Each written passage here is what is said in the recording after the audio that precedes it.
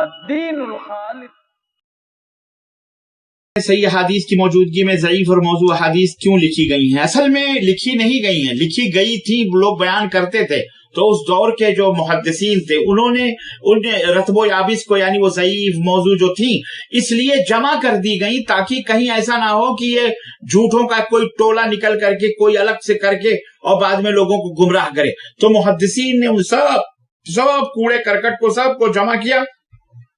کچھ محدثین نے اس میں ہیرے جواہرات سونے چاندیوں کو نشاندہی کر دی، اور کچھ لوگوں نے کہا نہیں یہ کچڑا ہے، یہ کچڑا ہے، بیان کر دیا الحمدللہ جو ان کے معرفت میں۔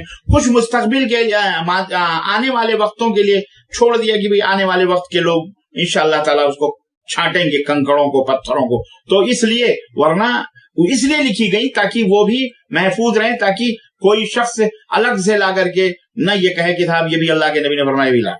تو الحمدللہ اللہ کا فضل ہے کہ اس لیے وہ جمع کی گئی ہیں۔